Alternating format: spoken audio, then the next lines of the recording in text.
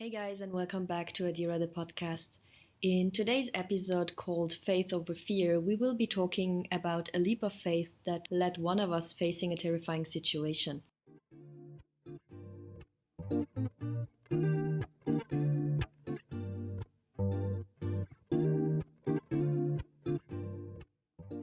Today, with me again, we have my wonderful co hosts, Devon in America and Addie in South Africa. Hi. Hi, everyone. So, Devon, you got to a point where you had to face a situation that knocked you out of your shoes, right? Exactly. It was in November of 2020. Okay.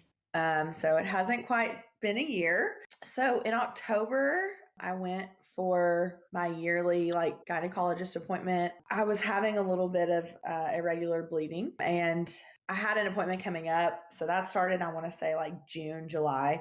And I had an appointment coming up. So I was like, yeah, I'll just talk to him about it whenever I'm there. Whenever I got there, she was like, well, it looks like there kind of could be something that's not normal.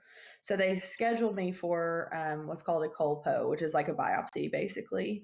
And they did the colpo, and then I got a phone call. I was at work, and she said, hey, I really need you to come into my office today. And I was like, I'm already at work. I want to say it was like 10 a.m. She said, yeah, I really need to see you today. And I'm like, I drive an hour and a half. I have to drive an hour and a half to get there. I don't know if I'll be able to make it before y'all close. And she said, I'll wait. And I knew as soon as she said that, my heart just dropped. I knew something was not right.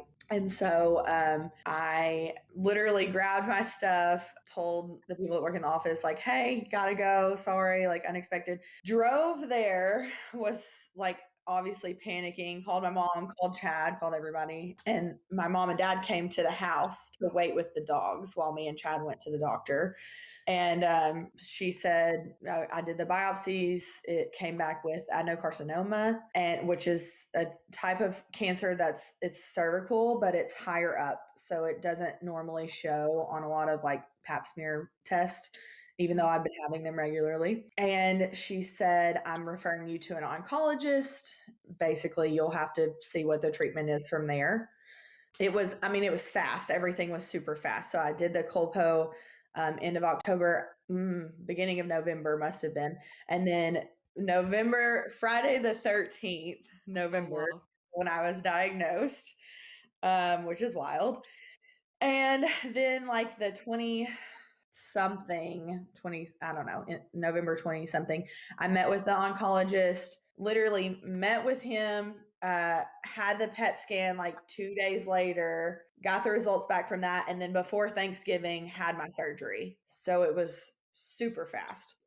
Which was incredible. I mean, seriously, I know sometimes it's just a waiting game, but it all happened very, very quickly, which I think was a God thing. The fact that I could get in to see this specific oncologist, and then the fact that the PET scan just worked out perfectly, and it worked out perfectly that he could actually fit me in his surgery schedule.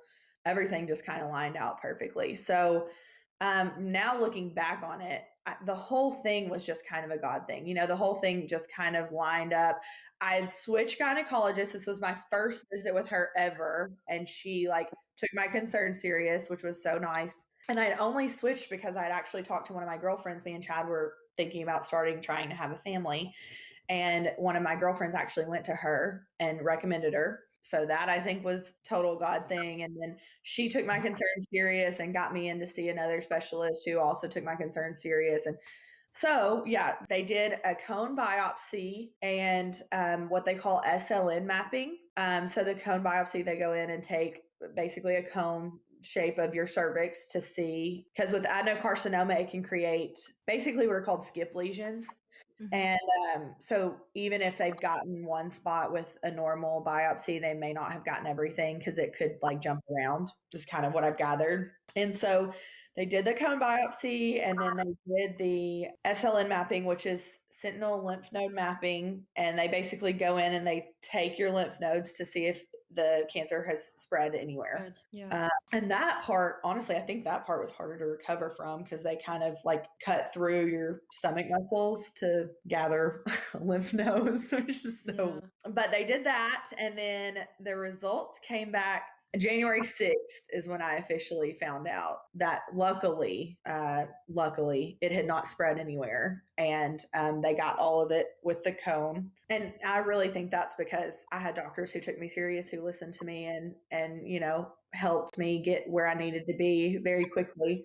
And then, so that was January 6th. I got my cancer free diagnosis, and he said, but with this one, this is a type that could possibly come back, and ultimately the final treatment will be a hysterectomy. But because it had not spread, he said, we can go ahead and hold off if you want to try and have kids, which is what we did. And so we know ultimately it'll end in a hysterectomy, but we're praying that we can get some kids first. So yeah, that's kind of that whole part of the medical journey anyway. During this period, have you had to go through any counseling as well, because just to mentally prepare you for everything?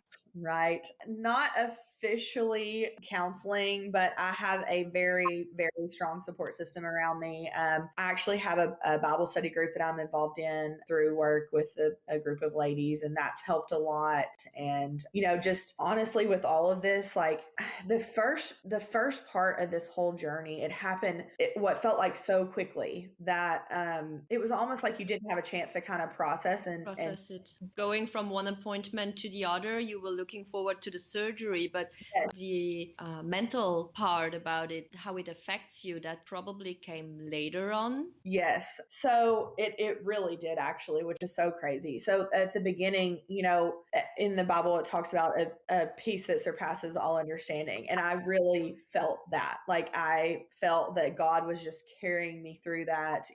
There's no way I could have gotten through that on my own. And so it was just like a calm, I mean, in the midst of chaos, it was just like a calming effect. And then it was like once you got to the other end, or quote unquote the other end of like the big hurdles, that's when all of the anxiety and the fear for me kicked in, because it was one of those things where like it's over, but it's not officially over, and it's just one of those fears of like, is it going to come back? Are we going to be able to have kids? Just a lot of questions, a You lot of, don't know. You don't know the yeah. answer. And the unknown is most likely the terrifying part about it. Yes, it really is. It's more of just like the front end, it was the waiting that was like, oh my gosh, what's happening? And then on the back end, it is the fear of the unknown and what's going to happen and how is everything going to play out. And one of the ways that I kind of coped with that was I made my gratitude TikTok. TikTok, right. So for everyone who is listening to us and is not following Devon yet, she has a wonderful TikTok account where she basically speaks about her journey with gratitude and her daily gratitude. It's called grateful_DE. Absolutely worth it. Go and follow her. Thanks. Yeah, it's so funny. That account was literally started out like being a secret because I was like, I don't want anyone I know to see this. Like, It was your little journal. yeah, it was literally just my little daily journal, like gratitude journal. And it's turned into a lot more than that. That's actually how I met both of y'all, which that I think that was a God thing too. But yeah, I really honestly started that with the intention to never tell anyone that knew me about it. I know you told me, I think it was 2 or 3 weeks ago, that at this point that account was still a secret. Obviously, now your family and your husband know about Adira and about the podcast, but so do they know about the account? Yes, yes. Chad's not on TikTok. So he knew I had a second account. He didn't know what any of that meant or what I was posting on it or anything. And my mom does have a TikTok, but all she does is watch. She doesn't post anything. But I did, whenever we decided on the podcast, I was like, I probably should go ahead and tell her about the TikTok. But yeah, it was just one of those things where I don't know, for some reason it felt easier to open up on the internet to a bunch of strangers than like people who knew me. Well, obviously, because those people are also really close to you and they are affected by the situation. So, Yeah, seeing you go through this must have been really painful and scary for them too, obviously. right. I mean, this TikTok account is absolutely wonderful and beautiful. So, it's nothing, you don't talk about your fears or anything, but still, it was probably for you easier to share it, to get it out of your system instead of putting it on them, maybe. Yeah. Well, and you can see it's so funny if you go back to those first TikToks, you can see the growth and the progression of where I was. And, and not that I still don't get anxiety times thinking about stuff, but it's certainly actually in our Bible study, one of the girls talked about grief and gratitude and how they sometimes go hand in hand, and basically to help you like learn and grow through the process. Like just because you're going through a tough time doesn't mean that you can't also be grateful, and sometimes focusing on what you're grateful for helps you not focus so much on the fear that you're going through. Even if somebody is going through this right now, or they have to sit and wait for the results and so forth, and like you said, that period of waiting was extremely scary, what advice would you give them during this stage? Oh goodness. So honestly, like leaning on your support system was huge, huge. I am so fortunate. My mom and dad are wonderful. My husband's amazing. My friends are awesome. My husband's family was there for us through everything. Like my whole, like even extended family. So I actually, one of my cousins actually has passed away from osteosarcoma, which is a type of bone cancer. And they reached out to me. His siblings reached out to me, and his mom, and just everyone was just there, just like a huge, huge support system. And so part of it is leaning on the people who love you and focusing on that. And I really try to focus on like making good memories and reading my Bible and doing I try to make sure that's one of the things, which is, I've been a Christian since I was young. And it's one of those things where I think you don't really realize how much it helps until you're going through a really tough time. Mm-hmm. I mean, it's easy. I think sometimes when life's going well and fine and dandy and everything, it's easy to kind of get away from God and talking to Him on a regular basis and leaning on Him. But that for me was one of the big things that helped me get through everything was, faith, family, and friends. That was Yeah. really honestly the big thing for me. Like you have been carried through Yes, it. yes. Well, obviously, you said you have been Christian and a believer from your younger age till now. Do you feel like this situation has brought you any closer to your beliefs? Oh, yes, absolutely.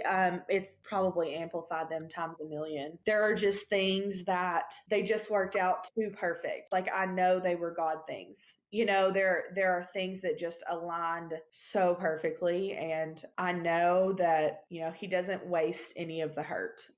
He uses it to help tell your story and bring others to Him, and so there were things that it absolutely, I think it kind of made me more like vulnerable and honest and open. Like for a while it feels like, okay, I have to pray this way, I have to say these things, I have to, but He already knows. Like he knows your heart, He knows what you're feeling. Like there was one night where I literally was just crying, and like all I could say was I'm scared and I don't know what to do. And in that moment He helped me just carry through this whole journey. And I know He's not going to waste it. I know He's going to bring people to me that need to hear this and can learn and grow from it as well. And it's still scary, but you just know that there is a bigger picture. There is more to it.